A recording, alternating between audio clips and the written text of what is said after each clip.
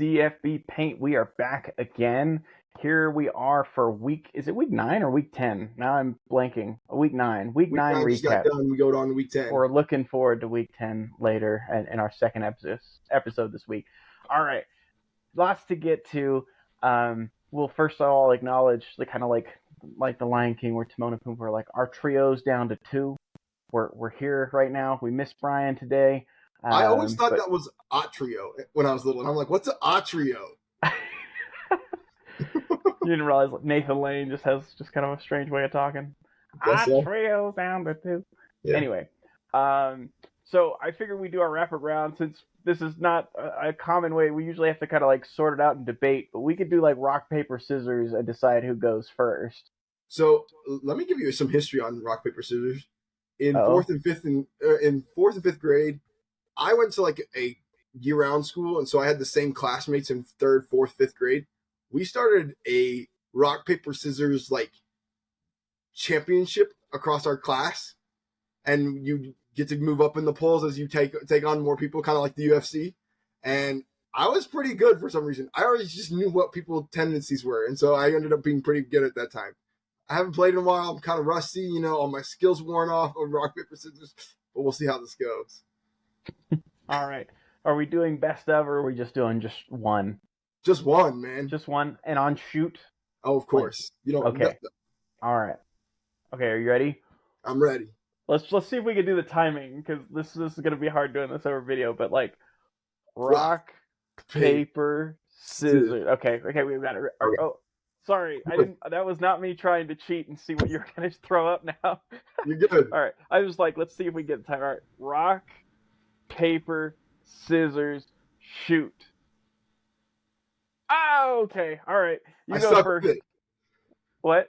I changed what I needed here. You also went off camera. Yeah, I was gonna say there's some integrity of the game might be in question here, but that's all right. I trust you more than I trust the Michigan coaching staff. So go ahead, get into it. Thanks, Steve. Go ahead. Right. My rapid reaction for this week is I believe it's only the second and third time we've had, or probably only the second time we've had a top 10 team lose to a unranked team this year. The first being North Carolina last week. So we're starting to see some mix up. We're starting to see some fun. We were worried about some crazy scenarios in the ACC and in the Big 12 and whether teams would, and even in the Pac-12. But things are going to work itself out. They always do. And hopefully this doesn't become a hard decision for the College Football Playoff Committee. Oklahoma, it's a rough game for them. I feel really bad for them. And as a fan, if I was watching that game, I would have been very upset because it felt like the announcers and the whole system was like rooting for them to lose. Oh, yeah, everyone was. Like every single time they cut the screen, there's like the last time Kansas beat Oklahoma was, the last time Kansas was really good in 2008 was, the last time Kansas football or basketball team won against Oklahoma was, and like I was like, come on, guys. They do one clip for Oklahoma. It was like, oh, they won the title back in 2000. But other than that, like I would have been frustrated when they're rooting against my entire team. But it was a fun week. We didn't have like high ranking matchups, but we still had fun games, I feel like, and some unexpected wins by some of those teams. So yeah. So my rapid reaction was like, look, going into the week, I thought that 1:30 slate was just jam packed. I was like, man, there's all kinds of meaty games. Not many of them ended up being particularly competitive. But okay, Oregon, Utah decided by 4 scores. Texas, BYU decided by 4 scores. Louisville beats Duke 23-0. Like all those games that were like, oh, there's probably some intrigue there. Again, none of us thought that the BYU Texas one wasn't one that we necessarily thought was going to be a close game. But that whole time slot, I thought was like, man, I'm going to have to be like jumping around or like doing like finding the right 4 games to put on my screen. And then it was like, man, I got to find something that's reasonably competitive to watch. So, and it did deliver, like the Miami Virginia game, also in that 3:30 slot. That was a fun game to watch. So that's the best part about college football Saturday is you're probably going to find what you're looking for at some point. But yeah, sometimes it's just one of those things where it's maybe a little bit of fool's gold when you look at it heading into the week of like, oh, this looks like the time where I got to clear my schedule, keep everything off of it. And the same's true for when it looks like, oh, there's not anything really of note here. Those are the times where things get wild. But let's go into the week that was. We started, you mentioned the Oklahoma-Kansas game. Man, that's a fun game. I was listening to another recap of it, and Jason Bean doesn't really give you what I would think would be enough of an effort to win that game. I mean, he throws 2 picks in the fourth quarter, and they end up winning. Like, and 2 bad ones. Like that, the one on the screen is just awful. So it looked like the whole time I'm watching that game, I was like, Oklahoma's going to get out of this. They're going to. It just looked like, oh, all right, they didn't play great on the road. A couple mistakes here and there. You know, the pick 6 early, a couple of other things that were maybe a little uncharacteristic of Oklahoma. But it looked like they were going to escape. And the one thing I was really surprised at, I won't take a ton of time breaking down this game, but like the one thing I was surprised at was that Kansas, I thought it might come back to bite them, and it almost does. I mean, Oklahoma doesn't score at the end, but letting them score with like 50 seconds left. Brilliant call by Oklahoma. I thought as soon as I saw him break through the line of scrimmage, it was like, he's got to know that they're trying to let him score, and he should cover up that football, get to the 1.5 and take a knee and go for one more play. Mm-hmm. And well, I mean, I don't even know if you take a knee there necessarily, but like, well, you're down. You at least take as many points as you can. Yeah. And so Oklahoma had what, two timeouts when that happened. Yeah. So. Yeah, that was the one thing I was a little surprised that they weren't a little bit more methodical down toward the end and kind of call out the fact that they might try and let you get in the end zone to preserve some time for their offense. But either way, all's well that ends well if you're a Jayhawk fan. Huge, I think, program-defining win for Lance Leipold there. If he is auditioning for other jobs, that's not a bad feather in your cap. I think he's there for the long haul. I don't expect Jalen Daniels to return at this point. Like, I don't have any intel on that, but like, he's been gone since the BYU game, I think. So 4 or 5 weeks. Gonna try and read the tea leaves there, and Jason Bean. The interesting thing is like, I guess the last thing I'll say, and then I'll hand it over to you to give any other thoughts or different perspectives on the game. For him having like legit track speed, which again they kind of covered ad nauseum throughout the game. The announcers I think mentioned he was like his 100 times, I think 3 or 4 times throughout the broadcast. Yeah. I didn't see that many designed runs for him. Now he does have the one big one where he pulls it. Yeah. Well, there is. Yeah. Is it the? Well, or maybe I missed that one. I think there's one where it's just a design run. It's not even a zone read give take. There's one where he just like runs basically like QB counter, or a QB delay. Maybe I'm getting that wrong. You're talking about Bean, right? Yeah. Mm-hmm. Like there's the one right after the interception. I want to say it's like the third quarter.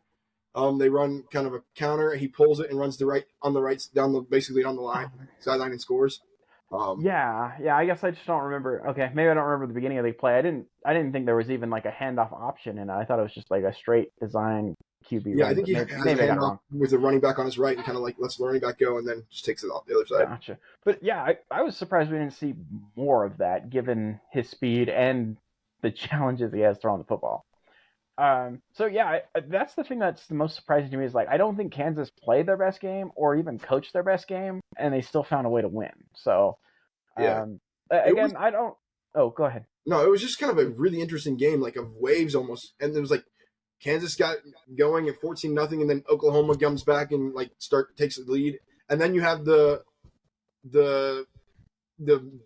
what's it called? The electricity, the weather timeout kind of. Yeah, the lightning delay. Yeah, the lightning delay, and that kind of electricity. I can't remember what it's called. Sorry, no worries. My mind never works.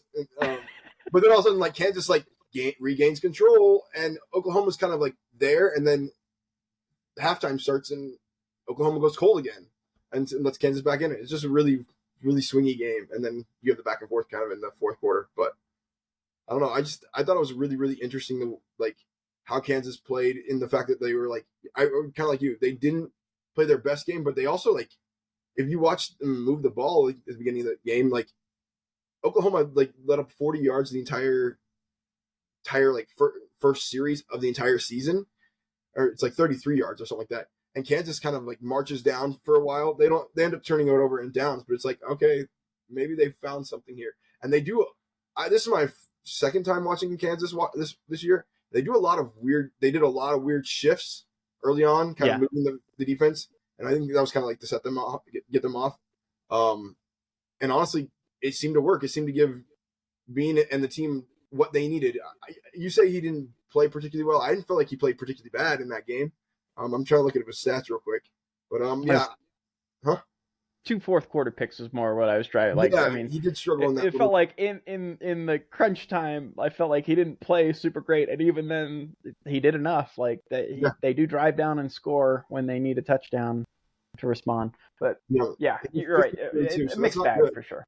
Yeah, he only completes 47% of his passes, but he completes 15 passes for 218 yards. That's pretty good. Per completion. Per completion. Yeah. Honestly, and it shakes up the Big 12. Oh, it does. Yeah. It opens up. That's exactly where I was going to go. It opens up everybody having a chance. I want to hear your thoughts on that. Well, I figured after we go through some of these games, we actually do just a little quick. I don't know if you see it on the show notes, but like conference race check-in, just to kind of a quick little, a quick little check-in there. But yeah, between them and Oklahoma State, like what? Oklahoma State was we kind of wrote Oklahoma State off at the beginning of the year. I did. 33-7 to South Alabama, and I'm leaving you dead. Yeah, at home, and you deserve to be left for dead. But they, I don't know. Anyway, the last thing I want to say about this game is Leopold's reaction on the like post game, where he's like, "I don't like to revel in wins," and he's like, "But I'm gonna revel in this one. Like this one is important one for us." Like you kind of mentioned, it's like program defining. It's like he's like, this one was big, and I'm glad we're gonna celebrate it. Like we're gonna be excited about it. And kudos to the fans also that stayed there. They actually, it wasn't packed, but like there were quite a few fans that stayed through all that rain and weather. So yeah, it did not look like from a comfort level, it did not look like a fun game to be at. Now, don't get me wrong, the result and the back and forth nature of it, like we mentioned, would have been awesome, but I'm going to just shout out the fan who had his shirt off and had KU shaved into his chest hair. That must have been very chilly with the wind and the rain and all the elements. Anyway, yeah, so an interesting one. Oklahoma does not have a lot of time to sit and wallow. They've got Bedlam on the road in Stillwater this next week. We'll break that one down next episode. Another game that was in the early slate, FSU Wake Forest. Cory, I'll just hand the baton to you. Give me your thoughts on the game. Any takeaways? Anything you learned, or any new insight that you may have into the Seminoles? Yeah. So two things that I kind of come away with this. Like first off, Wake Forest is not a good team, so you should be winning this game. Yeah. But Florida State's offense is not particularly like efficient. It feels like they don't, on a down-to-down basis, they'll turn it over on downs 2 times like they did against Duke, or they'll punt it 2 or 3 times, but then they go on runs where they just crush like quarters, and like they did it against LSU where they did it in the second half. Actually, if you look at their second half stats for the last month, I think they've allowed like a touchdown each on some people. I think Wake Forest actually scores the most points on them this month in scoring 10. But it's like this offense is not consistent, but they can explode, and the defense is better than we expected and better than I think we realized. They didn't have a great game against Clemson, in my opinion, but they ended up shutting Clemson out in the second half to give them a chance to win the game. And then they have issues against Boston College. But if you go back to when the reporters were talking about it, like apparently a bunch of the team had the flu that week, and it looks to be more of an anomaly than it would be. It was like a major thing. And I wouldn't say this is a great pass defensive team. It doesn't feel like this is, but they're the only team in the nation that's holding quarterbacks to under 50% completion rate. So like they're must be doing something good, even though they aren't facing like maybe the top quality of talent. But if you look at LSU, when they played LSU, they held Jaden Daniels, who is by far his lowest QBR the entire year. So Yeah, I was gonna say they haven't played. They've played some bad QBs, but they also have played the Heisman frontrunner. So Yeah, in my and played well. Yeah, I tend to agree with what you said around like how it like yeah they've just got these weird like spurts where it's just like okay the defense is gonna get three consecutive stops whether it's three and outs or turnovers or usually getting the ball back quickly and the offense is gonna score. In this case, it was the second quarter where you dropped 24 points in the second quarter. Uh, yeah. yeah, 24-0 in the second quarter. This go around, it has like it's not the same vibes as like 2014 Florida State, but somewhat similar. And like there's something that switches at halftime where they just kind of. And this one maybe it was this is a little bit different, but in several games now, Florida State has like kicked it into another gear in the second half. Um, the question that I find myself asking myself about this team is like, are they going to run into a time where they've dug too big of a hole where even if they kick into that gear, and I'm not even necessarily saying the regular season, but like, you know, I would, it's kind of a bad week to bring it up, but like Miami, when they're firing on all cylinders, if you don't, bring your A game for all 60 minutes, you could be in trouble and maybe a 21-0 quarter isn't enough by itself, right? If they've outplayed you for a couple of other quarters. But more so looking toward like, hey, in an ACC title game or potentially in a playoff game, if they make it there, there's teams that are good enough to bury you where you can't wait till halftime to really kick it into that extra gear. But Yeah, the two scariest teams for Florida State, in my opinion, are the Miami game because Miami's defensive line is so strong and Florida State's offensive line is a little hurt right now, to be honest. And then if you get through those games and you go to the ACC title game, I'm scared of Louisville, to be honest. Just what they can scheme up. They've stopped the run. They stopped the run against Notre Dame, made it very, very difficult for Notre Dame to do that anything. Florida State doesn't have a particularly strong run game as it is. And so seeing what they can do when we already know that they're going to be one-dimensional against Louisville, that'll be scary to see how that ends up working. But, this is a team that if they win out, they deserve to be in the college playoff for sure. If they have a loss, I don't know. See. yeah, that's when things will get interesting. And again, like we're recording this on Monday, October 30th. Playoff rankings come out tomorrow. Is that right? Yep. Poor scheduling, putting them out on Halloween. Anyway, it's just make it spooky. Yeah, I guess. But all that to say, like I don't usually get too like up in arms about the first couple of rankings because often things kind of work themselves out more or less. There's sometimes a debate between like, okay, do teams 5 and 6 maybe have a legitimate gripe that they could be 4? But I usually wait until the end of the season before I give too much weight to that. But yeah, Florida State's a good team, took care of business, and a couple others didn't this week, and that's one of those things that you got to do. Moving on, we'll spend I don't know how much time you want to spend on the BYU Texas game. I know that we've got audience members that are interested in our opinions, so that's why. Yeah. This BYU team's not very good. They've lucked into a couple wins. Do they make it through bowl eligibility? Maybe. You're not going to be favored in any of your other games. Like West Virginia's a 10-point favorite, I think, right now that I've seen. Iowa State's going to be better than them. Oklahoma's going to spank you, and Oklahoma State is looking pretty good with what is it, Ollie Gordon the third or something like that. He's running 300 yards, something like that. So, can they squeak out a way to make it bowl eligible? We'll see. You got to just win one. I don't know what that alert was for. My phone. Well, yeah. Well, what was the notification? It's about Dabo. We'll talk about that later. Oh. Okay. All right. Well, yeah. I was gonna say, yeah. This game went exactly how I thought it would. In fact, I have a good buddy that texted me a bunch of reasons why this game would go under. BYU's offense is not very good. Sark not looking to embarrass the alma mater. Malik Murphy in his first start means they're probably going to run the ball more. Basically, he saw the game exactly how it played out. And I said to him, and I can show you the text. I don't have it, I don't have it pulled up, but I can show you the text later. But like I said, yeah, something in the 35-7 ish range seems right. So within a point on that one. Oddly enough, can I just that one and Utah, both BYU and Utah, the two premier teams in Utah, lose 35-6 in the 3:30 Eastern broadcast slot. Um, I mean, I guess sorry, I guess I kind of got ahead of myself there. A couple more thoughts on BYU Texas. Malik Murphy, first start. I'm not hitting the panic button. I think it's going to be fine, especially since they have that strong run game to lean on. And yeah, for me, I think Texas, you had other players step up. Xavier Worthy returns a punt for a touchdown. If you get that kind of effort from everyone around him, I think Malik Murphy will settle in and play well. But he has to grow up quick because Kansas State comes to town next. So that will be a fun game with a little bit more offensive firepower in the opposing team. I think for BYU, can they get to a bowl game? I think so. They could. I think so.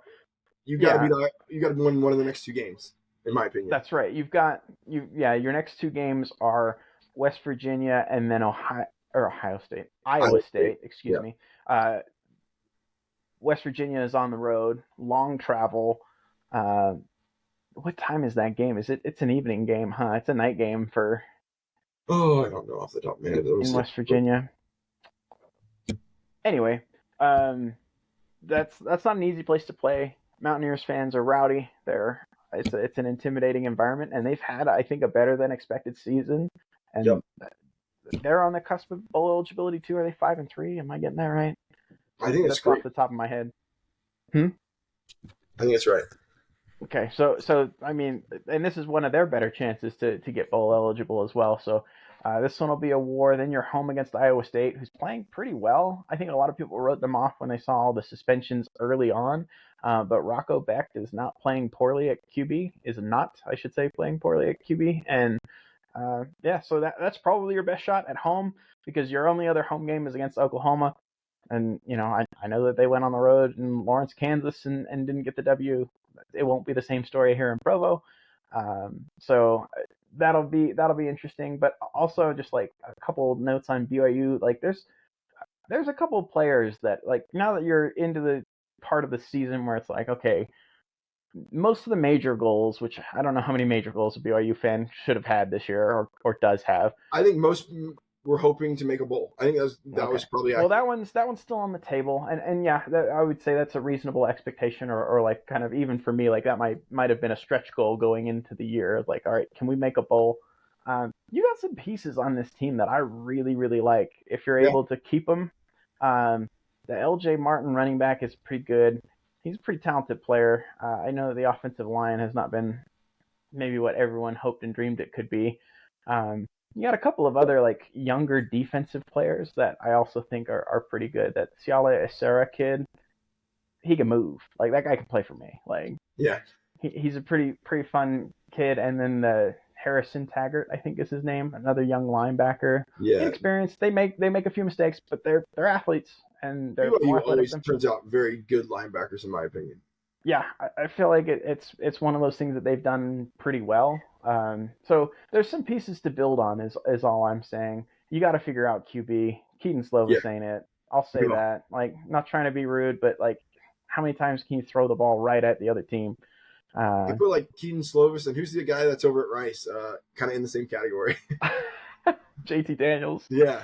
It's was it because they were teammates at USC? Yeah, and they never seemed to land anywhere. That's the reason they left, Yeah. The journeyman college quarterbacks. Moving on to that second 35-6 defeat of a Utah University. Oregon comes to town and they score touchdowns on 3 of their 4 first possessions. The one that they don't score on is a fumble recovered by Utah. And the funny thing is, football is a game of inches, and there's 4 or 5 plays that I think could turn this from a 2-score game into the 29-point victory that it is. Yeah. It actually, I watched it after the fact, and it was just okay, so they go for it on 4th and short, and they don't get it, and then they get that turnover, and they only turn it into a field goal, and meanwhile, Oregon is scoring touchdowns every possession. Really, the thing that to me was the most surprising, and I need to go back and look, and no one's really done this to Oregon, but like I would be interested to see because it felt like Utah's defensive kind of game plan played right into Oregon's hands in terms of like what Bo Nix does best. He's patient in the pocket. He hits the checkdowns, and oftentimes those checkdowns can slip one tackle and go ahead and make, they're fine playing 5-6 yards of play, but eventually one of those 6-yard passes is going to turn into a 13, 14, 20-yard gain. Mm-hmm. And it felt like every single time, like Utah was just kind of content to say like, okay, we'll give up the 5-yard pass, and maybe just thinking like eventually you're going to make some sort of mistake offensively that we're going to be able to capitalize on and either force a punt or get a turnover or stop you in the red zone, force field goals. And it just didn't really happen. So that was my big takeaway, was that I don't know if they just kind of thought that was going to be enough, but Bo Nix does not beat himself like he used to at Auburn. Nope, that's the thing that's the really kind of, I think that gives them a chance in every game moving forward. And I would say if they get to the playoff, they've got a chance in every game moving forward, because he doesn't make those mistakes that we had seen previously in his career. Talk about the growth and maturation of a QB. I mean, of course he's going to mature. He's like 30 years old. But I just like that's the thing that to me is most impressive. And I think that was a statement victory. And this isn't to take away from Utah. Utah's, I think, done an awesome job to get to where they are this year, working with a third-string quarterback and the myriad injuries they've had kind of up and down their roster. But a very impressive win for the Ducks. How'd you see this one? Two kind of takeaways. This kind of felt like what Utah did to Florida. This kind of felt the same thing, where it's like they jumped out so far ahead, like the game was over and nobody was really like into it. Like Utah's defense bows up, and after those first few possessions, I think Oregon scores one touchdown for the rest of the game.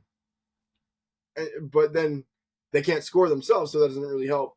My other thing that I'm going to say is like you nailed on the head with Bo Nix. Like he's making the right decisions. He's working within the offense. He's finding the ways to keep them successful. The dude has completed 78% of his passes this year. He's averaging his highest completion yards per attempt that he's ever had. It's not overly high, right? Generally speaking, you look at like the quality quarterbacks, you look at the 10 to 11 to 12 range. He's at 8.9. That's about Jordan Travis, a little bit better than Jordan Travis. But 21 touchdowns, 1 interception. Dude's taking care of the ball, putting himself in position to win. And Dan Lanning's defense is good enough to offset that. Oregon, Washington is really what I want to see again, because those are the two best teams in the league. And let's hope that Washington can beat a USC team next a little bit coming up soon. And the word on the street, not the word on the street. It's not like this is a rumor, but there's a lot of people saying, oh, if they were to play again right now, I think Oregon wins. Oh, I believe it. And I agree. The first time I would believe. I picked them the first time too. Yeah. So if Dan Lanning doesn't make a few mistakes in that game, they might win that first one. That's a fair point. So yeah, we'll have to see if that one shakes out. Yeah, interesting one.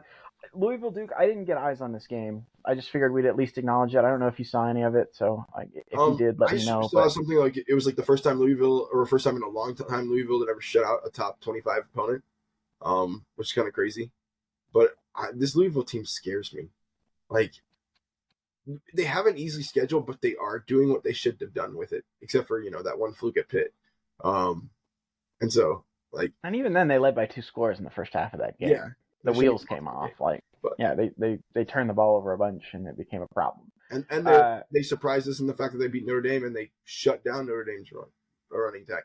I think this is the game where you got to go, should they have sat Riley against Florida State and kind of got him okay, because he wasn't himself again, and he was worse. Essentially out of He was worse this game than he was against FSU. Statistically. Yeah, and essentially they're out. Like, they don't control their destiny to be in the ACC championship. So, yeah, we talked about this last week, and I think that we've seen that play out to a certain extent. So yeah, either way, again, not taking anything away from Duke. I think they've done awesome. Obviously, Mike Elko has done a heck of a job. They've got a great team. Been a tough stretch for them, playing Notre Dame, Florida State, Louisville, and then North Carolina this week. That's 4 of 5. I skipped a game in between. Gosh, who did? Oh, it was NC State that they played between Notre Dame and FSU. But like, it's a really tough stretch, and especially without a healthy starting QB. But Duke's again doing great. I guess they're what? Are they 5-3 now? They still need one to go bowling. Yeah. Maybe what we had said in the early going, again, when we talked about them as a potential team to draft in our win totals draft, we're like, we like that team. We don't like that schedule. It looks like some of that's coming to fruition now. Well, yeah, and then you didn't have a backup that you believed in enough to be successful. True. I mean, you're playing a hurt Riley Leonard over a backup that you could be doing okay with. So. Okay. From one game I didn't watch to another game I didn't watch. Clemson, NC State, 24-17, and I realized I put these in incorrectly on our show notes. Clemson loses that game. They score 17. NC State scores 24, so I'm fixing that right now. But yeah, this game was 24-7 heading into the fourth quarter. I again have not seen a down of it, but I just figured we acknowledge Clemson's 4-4 this year. And should I read some of the Dabo stuff from? Go ahead. From his Tuesday radio show. I just want to give some thoughts on this team. This team has had insanely bad luck. Like, they've had really, really big issues on like pieces. Against Duke, when they played Duke at the beginning of the year, they've had turnovers. Like they've had insane amount of turnovers in the red zone, and the turnover variance for this team is crazy.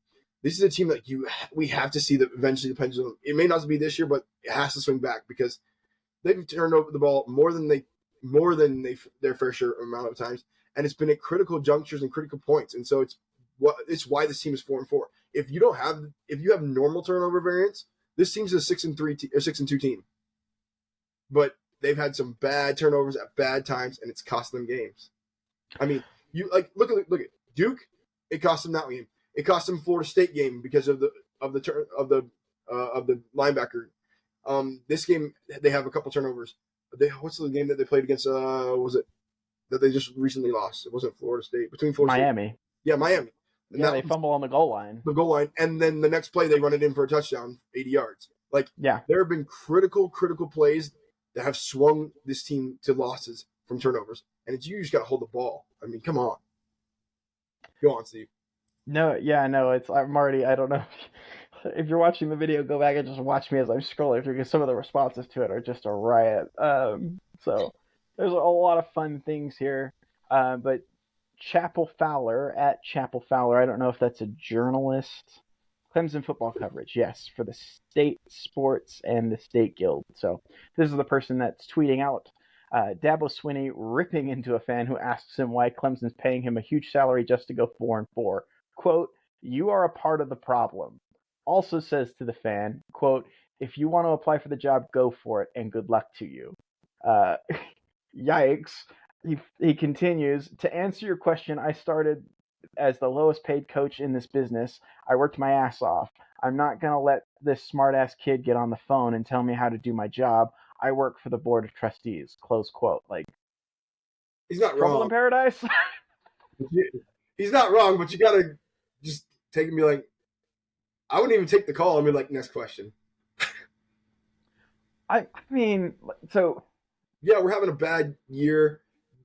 Clearly, I saw this done on the Cover 3 podcast. They compared this to Mike Krzyzewski with Duke. I don't know if you saw that. Where Mike Krzyzewski's like, I'm not doing one-and-dones, and then he ends up doing one-and-dones, and that what made him successful. They're like, this is him with the transfer portal. And I think it's a great analogy. That's why I'm repeating it. Like, he's got to decide whether he's going to use the portal, and if he doesn't, he's done. Yeah, or at least done competing at the highest levels for sure. Yeah, there's another. Have you ever heard like Jeff Cameron's, like, he calls it like the Jeff Cameron PR firm, where he like analyzes these things and says like, here's what I would have advised that person to do. Yeah, they're hilarious. But I mean, he hasn't done this one yet. I'm sure it's coming tomorrow. I have no doubt. So I look forward to that, and I'll be happy to share that out. But like, Well, I'll go ahead and give you kind of what my kind of PR, like, yeah, like, of course you can be annoyed with the question because this person asking the question doesn't know near as much about football as you do. Like, that's a given. No, yeah. Like, but you don't have to entertain that. You can just say, yeah, it's disappointing, but I've also been paid. I mean, even if you wanted to go this way, and it's still kind of petty, but it at least proves the point. We're like, well, that first national championship, I was underpaid significantly for that one. So Yeah. now you're catching it on the back end. Sorry. And that's still petty. But I'd probably just be like, yeah, we're all frustrated. We're all frustrated with no one's happy with the way this is going. Like, Yeah. and I hear that frustration, and I appreciate a fan base that's passionate, that cares just as much about this as I do. Boom. Like, mic drop. Leave it alone. You don't. I think he's dug his heels in, and we know that he's a good coach, or at least a good organizer. I don't know how great of an X's and O's guy he is, but but you don't have to be necessarily, No, right? you don't. That's not what a coach is. A coach is a CEO and a recruiter. If you can do that in the college football world, you're soon to be successful. As long as you can hire the right hires, which he's missed off of you. But also, you might not have the right quarterback. Who knows? Yeah, I don't know. It's just interesting. This looks like this is going downhill fast. Anyway, I just figured we'd at least acknowledge that result. And let's talk Clemson's remaining schedule real quick, though. It doesn't get easier. Okay, you play Notre Dame, where you're not favored. You play Georgia, which is a surprisingly good team at home. Then you play North Carolina, which you're not going to be favored at, and then you play at South. So you have 3 at home, and then you have at South Carolina. If you lose that South Carolina game, good heavens. Like, South Carolina's been bad. If you lose to South Carolina, I think the wheels have fallen off quite heaven. Yeah. Well, I mean, and don't get me wrong, I don't think he's in any danger of being fired this year. Not at all. It's just one of those things where it's like with any other coach that's established himself and has literally built a program, taken it to new heights that it's never seen before, and then things start to taper off, right? I mean, he's not Bobby Bowden, but he's not that far from Bobby Bowden. He had the same number of national championships as Bobby Bowden did, and it got really uncomfortable at the end of Bobby Bowden's tenure at Florida State. There was a lot of 7 and 6 years that people weren't thrilled with. Yep. So I don't know what happens here with him being pretty antagonistic to the fan base in the last couple of weeks, saying maybe we need to lose a few more games so people hop off the bandwagon. You're losing. Following it up with this, it just doesn't seem like it's tenable there. It feels a little Jimbo Fisher-esque. Oh my gosh, you said it. 2016. No, you're absolutely right. So we'll see what happens there. I think something has to give. Again, it may not be this offseason, but I feel pretty confident saying that one of a few things is going to happen. Dabo is either going to embrace the transfer portal this offseason, or he will not be the coach there in 2025. I agree with that. One of those two. One of those two has to change. And he might just ride off in the sunset, be like, hey, I made my millions, I'm done. Like, he's got enough money. Like, he's just waiting for that Alabama job to open up, but he's got to keep himself, in the. Are you gonna want him if you're Alabama right now? Yeah. Not when he's doing stuff like this. Portal, he's not gonna get that Alabama job. All right.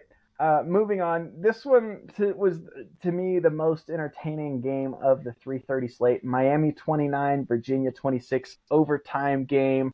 Hate watches are something. I said this to our cousin Kyle, who is a big supporter of the show, and he's like, he's talking about, I'm always dogging Oklahoma and doubting them. I did doubt them, and they've, for the most part, impressed me this year. I thought they've taken leaps and bounds, but I just told him, like, hey, hate watches are just as good as like watches. And so here I was hate watching Miami just because I am an FSU fan. Don't know what to make of this. Tyler Van Dyke has turned the ball over 7 times in his last 3 games. We saw what happens when he loses confidence last year. That looks like a problem. The good part is that they have a very good offensive line. They have some talented running backs, especially the freshman that kind of took over the game toward the end of the game, Mark Fletcher. So I don't know if you're going to have to ask Tyler Van Dyke to do a whole lot moving forward, but they are on the road at NC State this next week with a really salty defense, and you're going to need to score some points. So I don't know. That's just interesting. Miami again, 6-2, already at a bowl game this year, but I'm getting an echo. Are you catching that? Oh, I think it's fixed. Yeah, I Sorry was about too, that. but it just Okay. I don't know what just happened there. No worries. We'll keep moving. But they're already to a bowl game, so progress being made under Cristobal in year two. Um, it seems like some of those defeats last year are turning into like narrow victories, which again you typically start to see this where a team maybe when the coach takes over, he's there for a reason because things weren't going well, and often that first season, a full turnaround doesn't usually happen. Not many people have the TCU protocol, but um, this year they found ways to win narrow games. Now they found ways to lose a few too. But down 10 against Clemson in the fourth quarter, they force overtime and win that game. In this game, they again were trailing at half, get two very quick scores. They get up, they force a 3-and-out on Virginia. Gets the ball at half, up 10-3. They force a 3-and-out. They score on their opening possession, and then they get a pick six on the next UVA possession. So it feels like you blinked and you went from up 7 if you're Virginia to down 7. Miami, I think, is turning the corner. I think they're building the culture there. That's going to be a fun team to watch. Now, again, I think they're always going to have to be a team that overcomes some of the coaching decisions that they make, including this one.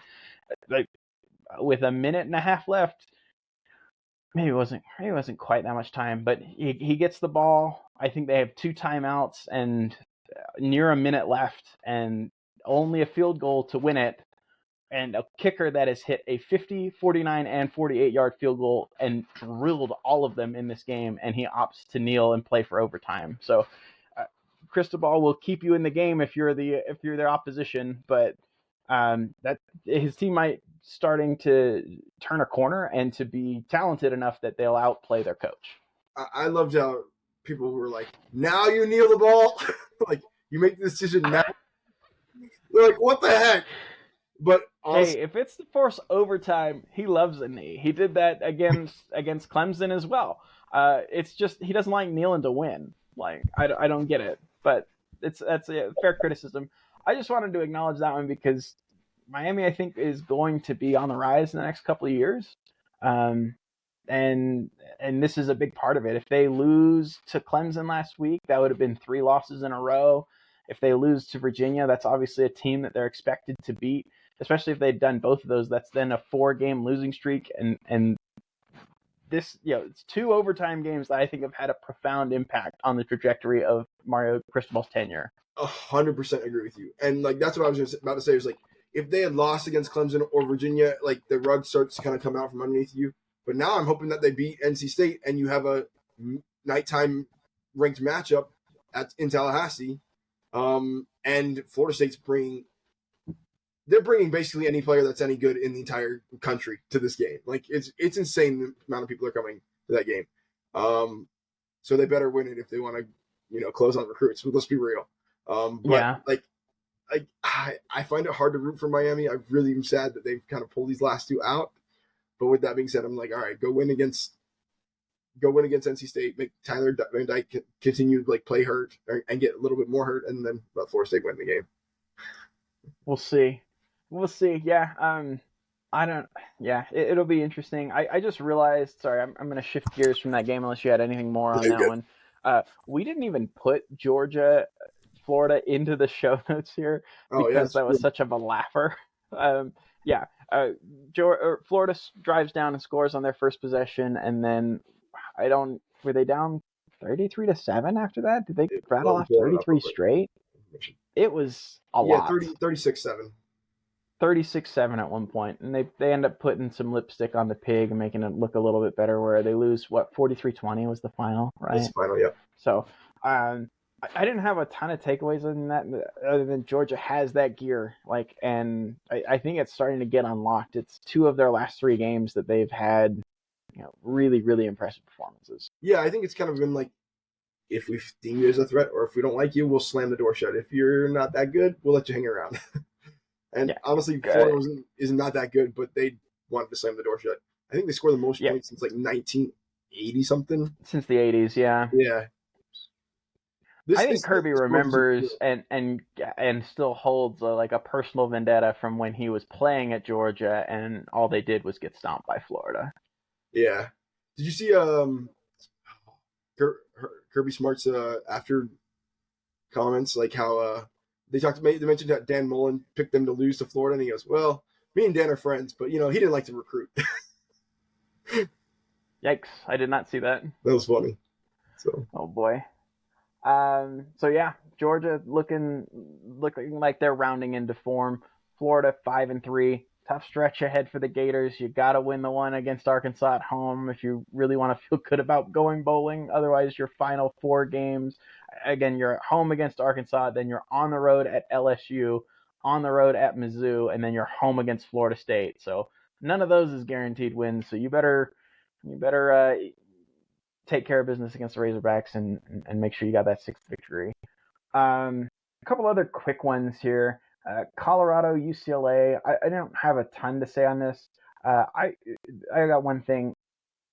Shiloh Sanders' targeting call on the first was, I think, a pretty soft one. Yeah. I don't know how you felt about that. The guy's helmet moves, and does he hit him with the helmet? He's clearly leading with the shoulder. I hated to hear on the broadcast how they completely 180'd when they saw how much the helmet moved on one of the views. Was like, okay, sure, his helmet moves, but what is he leading with? Colorado was going to lose that game, right? They lost 28-16. And again, I see on the show notes I put this one in the wrong order. But UCLA wins the game. I mean, I don't know if I really drew any new conclusions about either team here. UCLA has got their own flaws. Offensively, they've got some challenges. Defensively, they're extremely good. And the opposite's the case for Colorado, where you have a pretty good offense when it can block it up. Shedeur Sanders also holds the ball a little longer, so I don't think he's, he's not blameless here either. But Colorado's going to have to fight tooth and nail to get to a bowl. Again, I still think they're way ahead of schedule. I didn't have them winning 4 games this year. They've already done that. So anything else is just icing on the cake. Did you have anything else to say about that Colorado-UCLA game? I'm looking up the stats real quick, and I was just trying to make sure I remembered it correctly. But I think they gave up 7 sacks in that game. Is that correct? I don't have that right in front of me. They that gave up 7 sounds sacks in that game, right. And I'm like, off the top of my head, I wonder if Colorado has given up the most sacks. That offensive line is not good, and if you have any semblance of a defensive line, you should beat this team. You really should, because if you can get pressure on 4, you can drop whatever, 11 minus 7. 7 back. Golly, when I'm on the ball, I can't remember 7 back into defense, and you can play a little bit of zone or cover 2 or whatever you want to do. That will make you most successful in limiting them. It's only when you got to blitz to get the pressure on that they beat these teams that they're beating. We saw that with TCU early on. We saw that with Colorado State a little bit when they came back against them. And then who else have they beaten this week? I don't have it in front of me. TCU, Nebraska, Arizona State, Nebraska? Yeah. Arizona State. Nebraska, They did it too. Bad. Arizona State made it a game, but they never believed that winning field goal. So it's if you have any type of good 4 guys in the front, you're going to win this game. And I honestly don't see them winning another game for the rest of the year, which is sad, but it's true. So. Well, yeah, we talked about some of those teams that we joked if it was a video game, they would sim through the season to get to the recruiting part of the game. I think Colorado's at that stage right now, or if they could, they probably would. But let's see what else. Oh, we got to talk about Mac Brown. Mac Brown's gonna Mac Brown. Something about, I don't know why, maybe he's contractually obligated. There's some sort of clause where it's I need one heart-wrenching defeat every year to an opponent. Week, well, and that's the thing, and then it's there's probably a clause that every 2 or 3 years I need actually 2 of them. So because you'll remember he had a number 5 ranked North Carolina that came into Tallahassee during the COVID year that lost. and then they ended up losing the next year to another FSU team. Both of those teams, by the way, finished with losing records. The FSU teams in those seasons. He's lost 3 straight to Georgia Tech. Did you know that?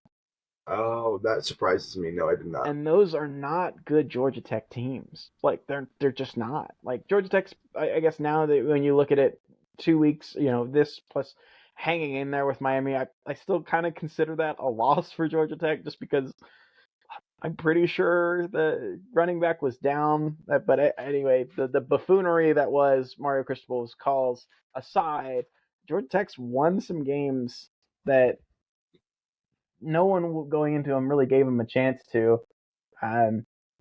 Brent Key, it's weird. So he was the interim coach last year when they beat North Carolina. Mm-hmm. And I think that combined with a few other things kind of led to him getting the job. I think all he's done thus far is just validate, like, all right, he can get a team prepared and they're going to fight and they're going to play hard. And they may not be the most talented team, but they sure are scrappy. And man, this game was like, it's interesting because like I look at this game, I didn't watch all of it. I only caught like the fourth quarter, but I wouldn't have said that UNC was playing exceptionally poorly either. They just got outplayed by a really scrappy Georgia Tech team that on the road for UNC. At home, it's tough to go on the road. Halloween week, of course, and man, that was a fun environment to watch. Bobby Dodd Stadium, and I don't know if I have any major takeaways other than UNC now is in that jumble of, I think, 5 teams, and we'll talk about this a little bit later, but 5 teams are all tied for 3rd place in the ACC with like 2 losses each. I guess they're technically tied for 4th because there's a tie for 2nd between Virginia Tech and Louisville. Yeah. But it's becoming a pretty tangled mess when it comes to the ACC conference race, and UNC has now in consecutive weeks they lose back-to-back games. Yeah, in consecutive weeks has gone from like ACC frontrunner, like right there where people are talking about, and we're FSU fans, we're pretty plugged in. People were nervous to face that North Carolina team. I don't think anyone really wanted to put Drake May in that championship game and roll the dice against that kind of quarterback talent. Lots of people were like, man, I just don't know how that would play out. And now it's like, oh, it probably won't play out, especially like their schedule doesn't get easier either. They still have to play Clemson. They still have to play Duke. Like, anyway, I don't know if you had any big takeaways from the North Carolina game other than what I've said. I want to point out the conundrum that is this Georgia Tech team. You said like they'll get ready to play, but like, okay, lost to Louisville to start off the year, 0-1 the ACC. You beat South Carolina State pretty handily. Then you play okay against Ole Miss, but you lose by like 15 or so. You beat Wake, but then you lose to Bowling Green. You beat Miami. You lose to Boston College, and you beat UNC. Like, where is this team? Like, there's a reason that they're like they play this next week. Oh, let me check. I've got notes on this team they play next week. They play versus Virginia, and they're not favored against Virginia. So like, who knows where this team ends up? And they're a part of that 3-2 teams that with those teams that have 2 losses sitting in the ACC. Although they're 4-4 overall. Like, this is a team like, if we can get Haynes Green to play consistent, like, I mean, if you look at Haynes Green's numbers, it's like 4 touchdowns, 1 interception, 1 touchdown, 3 interceptions, 1 touchdown, 2 interceptions, 4 touchdowns, 2 interceptions. Like, he's all over the place. If you can get him to settle down and get him going well, this team could take off, I think. But it's just a matter of getting it in the groove.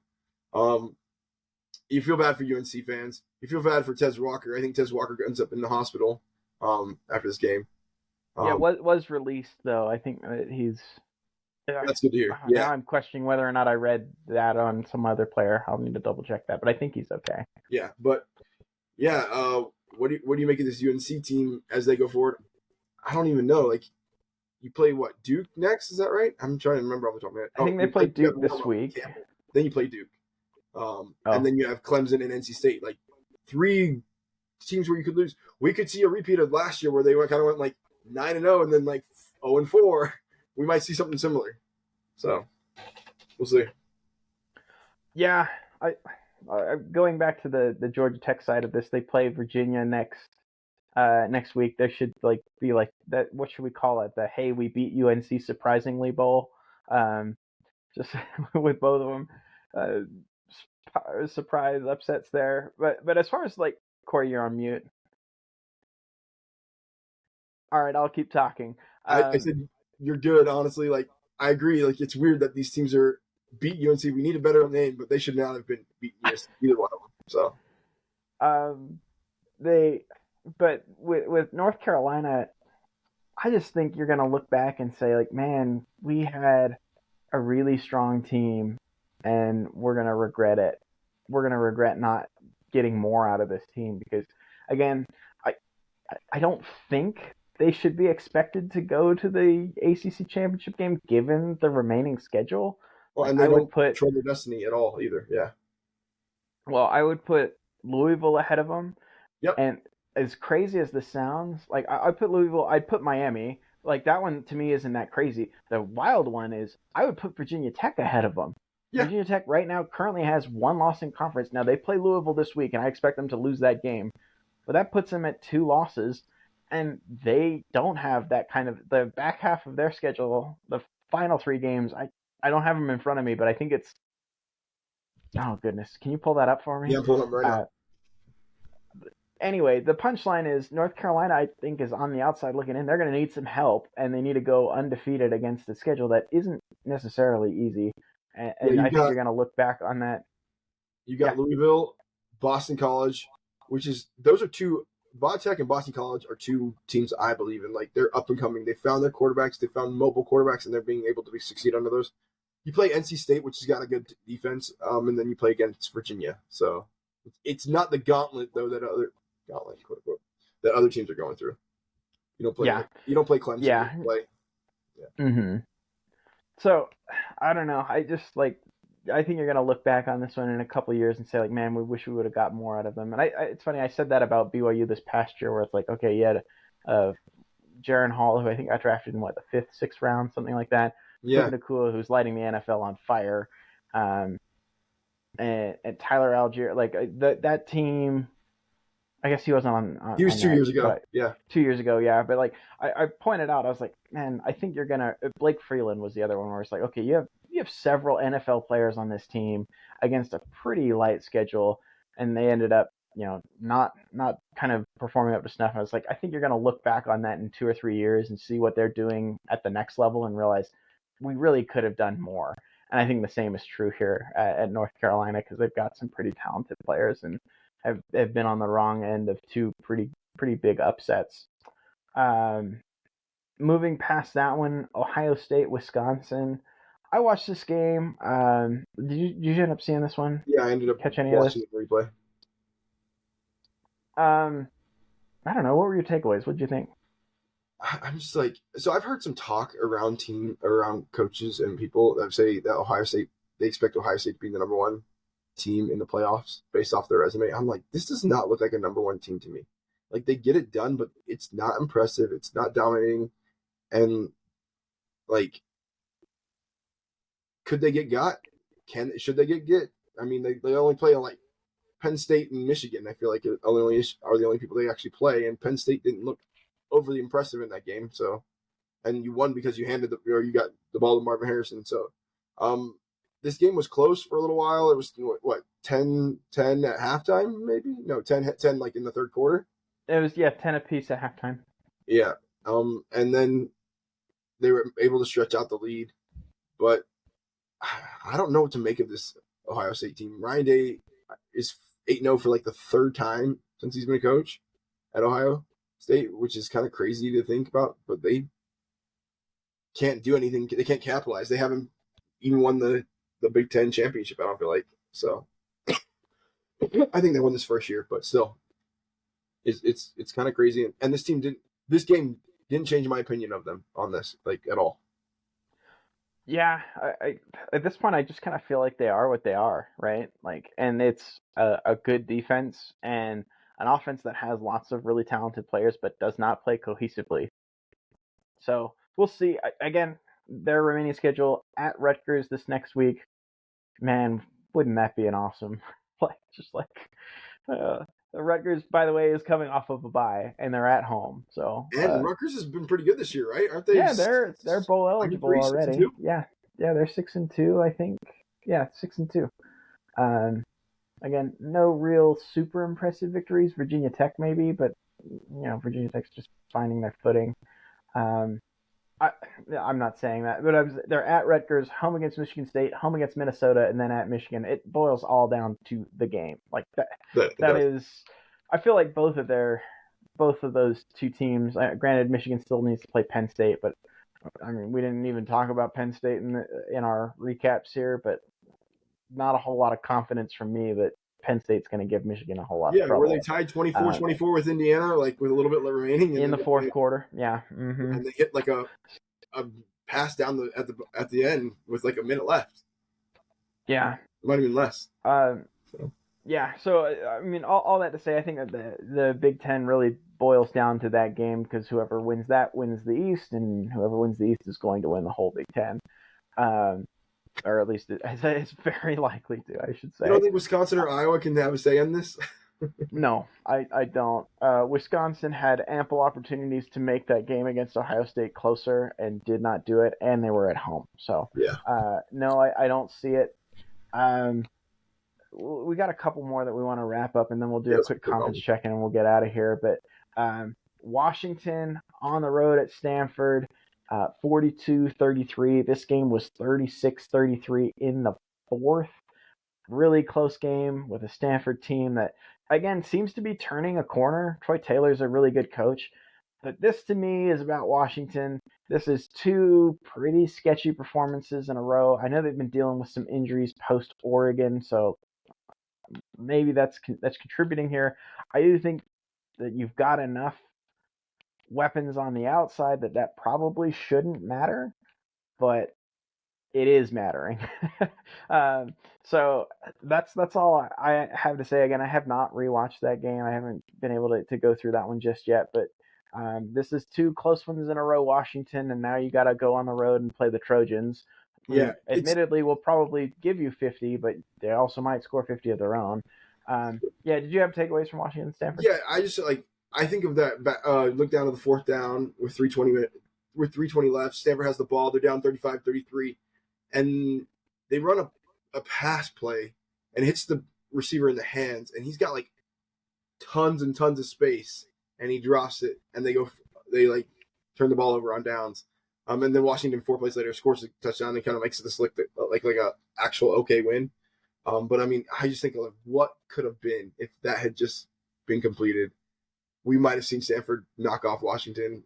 I think they go over and score. You leave enough time for Washington to score again, but oh man, that one I was just watching that and agonizing over that pass incompletion. So yeah, we'll have to see. Again, Stanford I think is turning a corner. I love what they're doing from a recruiting standpoint. Yeah, that's exactly what I was going to say. So Troy Taylor, if you're a Stanford Cardinal fan and you're listening to this, I don't know who you are, so welcome to the show. But I know most of the majority of who listens to the show. I know what fan bases we typically want to hit each week. Yeah. But they got to be encouraged that things are, again, it's not going to be a pretty season. It is what it is. We talked about this they're, I think, in a very similar place as Arizona State right now, where it's we've got enough proof of concept here that we know we've got the right person in the head job. I mean, the person in the corner office is right. Now we just got to get all the pieces around it, both from personnel and that's, I guess, mostly personnel. I think the coaching staffs are both doing a great job. So yeah, I mean, you had some losses early in the year to Sacramento State. You had a 1 point loss to Arizona when Arizona was not as good as I feel like they are now. So you have some games that you probably should have been a little bit more competitive in based off of how this coach is, but he's also getting used to this team. And honestly, you put up 43 against Colorado. Colorado's not a great team. 46, and you end up beating Colorado. In that comeback, you kind of figure something out. But then you lay an egg against UCLA the next week. And then you put up 33 against Washington. I think we're there. I think you're sitting there saying proof of concepts there. I think you're close. I think you got to have a little bit more consistency from your team across the board. I mean, UCLA's got a good defense, but you shouldn't be scoring 7 on UCLA. You should be scoring a little bit more, in my opinion. So. And that one I'll give them a pass on. That to me is like, all right, UCLA's got a really good defense, and Yeah. You're gonna take your lumps in your first year. Um, let's see. There's, I guess, one more game that we wanted to cover like a little bit more specifically, and I think you and I both saw this one coming. If I'm looking Yeah, we back at watched our it together. predictions, Remember in the end? I mean, I left before it was over. I Yeah, but I wanted mean, to we go watched home. I it was right tired, there. but yeah. What I was saying is that I think. Oh, did you call Oregon State? Oh, my man. Um, so Rough. yeah, so you called Oregon State. Brian and I were the ones that the great minds think alike here.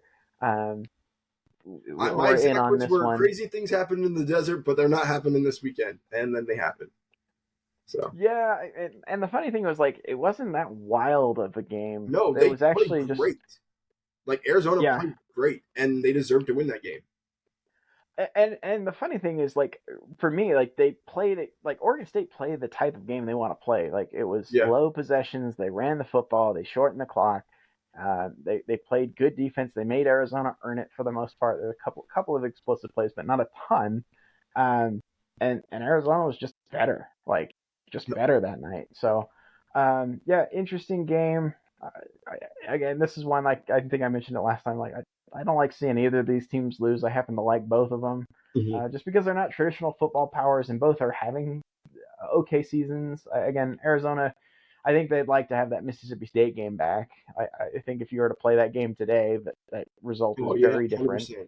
Is very different, but That was in Mississippi State, though, right? Wasn't it? yeah, it was in Starkville, and they lost in overtime. And they're also starting the wrong QB, if you ask me. But Yeah, uh, again. We'll um, talk about it. but yeah, Arizona now faces Colorado, Oregon State. The back half of their schedule is pretty challenging too. It really ramps up. So Oregon State now. I think I may have got yeah. So they have a bye week. No, I lied. Sorry. It's Oregon State plays Colorado next, and they're on the road at Colorado. Um, that's an interesting clash of styles in terms of one team wants to throw the ball around a lot, the other one wants to kind of win with the ground game. It'll be interesting to see what happens there. I don't know what the line is on that game, but we'll have to look at that. Home against Stanford, so those two you probably are expected to win, but again, nothing's given. And then you finish home against Washington, then at Oregon for the Civil War and for the Platypus Trophy. Yeah. So it doesn't get easier for Oregon State. For Arizona, you're one FYI, game Oregon shy State's of favored by 13. 13. That line seems high to me, but yeah. That seems high to me too.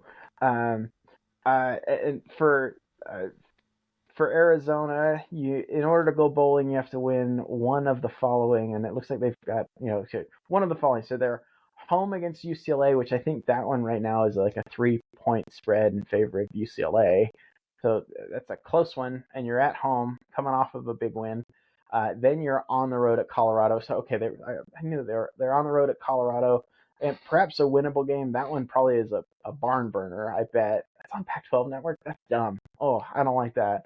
Yeah. I don't get it. I won't be able to see it. That's dumb. Oh I've been man. pulling up on Sports Search. Well, I'm not endorsing that. Then they're at home against Utah. That'll be a tough game, but you are at home, and crazy things happen in the desert. Then you're on the road at Arizona State, which I think you should be favored in that game by anywhere between 7 and 10 points probably, but it'll be a close game, rivalry game. But I think you're going to get at least one of those. So I think Arizona's going to go bowling, and that's a big accomplishment, and I think they're moving in the right direction. Again, just a good late game to kind of cap the day. Any other big takeaways from you on this week? Just Kentucky, Tennessee. I wanted to talk about real quick off the top of my head. Oh yes. Devin Leary plays arguably his best game for Kentucky. He throws the ball around, completes it, makes good decisions, and they still lose. I'm just like, oh, it's a bummer. But if you can get that Devin Leary for the rest of the year, watch out for Kentucky. Noted. I don't even know who they have on their slate left. Who do they even play? I guess Louisville at the end of the year. Yeah, which would be kind of fun to watch Louisville lose. that rivalry game just got a lot more interesting. Can we just say with Jeff Brom now on that side, it feels like the tide's starting to turn in that state. It's early. It's very From a early, recruit's but perspective, I would agree with you. Yeah. exactly. That's what I was like between the recruiting and just the on-field results that Louisville's had this year. Now, again, obviously that one's got to be played out, but that'll be a fun game to watch. I don't know where that one is. Like, who's at home there? Is that in Lexington or is that in Louisville? I don't know off the top of my head. I'm pulling up the Oh, recruiting. I thought you were pulling it up. No, I'll get to it. But yeah, that was. I didn't get too many eyes on that Tennessee game. Yeah. It has been surprising. The one thing I'll say is that like I felt like Tennessee a couple of weeks ago found out that they need to run Joe Milton some, and I just didn't see enough of it against Alabama, and I think that they're probably regretting not just laying it all out on the line in that game. And then you have a chance in the East potentially. But now that you have two losses, a win against Georgia without, you still need help, right? So like even if they host Georgia in Neyland this year, if you're able to pull that off, which I'm not expecting at this point, but if you're able to pull it off, you still need Georgia to drop another game in conference in order to have a shot at the SEC title game. Anyway, I just wonder if they could go back in time, would they have ran Joe Milton more, specifically in the Alabama game, but potentially even in the Florida game where they kind of struggled to move the football in long stretches of that game. And Yeah, I they think had that's offensive something linemen that, that were hurt in that game that are pretty critical key pieces to them, and they've kind of had them back a little bit, but yeah, like they don't have the backups to be successful with those injuries. So yeah, but he's a big bruising guy, and I think on design runs, like yeah, it just adds a different element to your game that a defense has to account for, and especially in those games where I think where at times they struggle to move the football, particularly some of the most of the second half against Alabama, and the majority of the game against UF, particularly the second and third quarters. I feel like they started to catch their momentum late, but they were just too far behind against Florida. So FYI, it's just Kentucky is something that I think. ranked 22nd and Louisville's ranked 55, but I don't think they've been that close in a long time. So I would say it's like swung in Louisville's favor, but it sounds like more players have been considering them than I recall in the last. Yeah, I was gonna say watch that over the next couple of cycles, and even this last one. I think I'd be interested to compare what they were like in this most recent class that's signed, that's on campus. I'll find it. But yeah, I don't know. That's kind of the week that was. I don't know if you want to look that up real quick. Otherwise, we can just kind of move on. It's not a big deal. Yeah, I'm looking up Louisville real quick. They had a pretty strong class, and it did start with Satterfield, so I don't feel like Brom can get all the credit, but he did hold most of it together. Yeah, so last year Louisville was 31st and Kentucky was 32nd. So yeah, so if they can close, that'd be good. Yeah. Yeah. All right. Do we want to do a quick review of conference races? Maybe we can do that. We're at an hour 13. Maybe we do that at the start of our next episode. That's fine. Okay, cool. So we'll dispense with that. We'll bring that in ahead of our week 10 preview episode. But now it's time for parting shots. I don't know if you have any. Oh yeah. Yeah, I felt like we all kind of came locked and loaded because we've been a little soft the last couple of weeks. So yeah, fire away. Dabo is bringing Clemsoning back, and I'm all here for it. Losing to teams that you should not be losing to, choking on times when you should not be choking, and even as a coach, he's Clemsoning lately. I am all for it. Does it continue? That's what I want to know. Does it continue, and does Dabo start to see the door if it does happen? But I loved it back in the day when I think it was Florida State was 5th and they were 3rd, and it's all about what's Clemson going to do, and all of a sudden it's a 51-7 kick in, or when they played West Virginia and they lost 70 to whatever it was. 70 to 34, yeah. Yeah, I'm all about Clemsoning there. So thank you, Dabo. That's a good one. Here, I'm going to pour one out for Brian Ferentz. He is now done at Iowa. Well, I guess he's not done. Well, he's probably been done for about 2 years, but he will not be retained as their offensive coordinator going into 2024.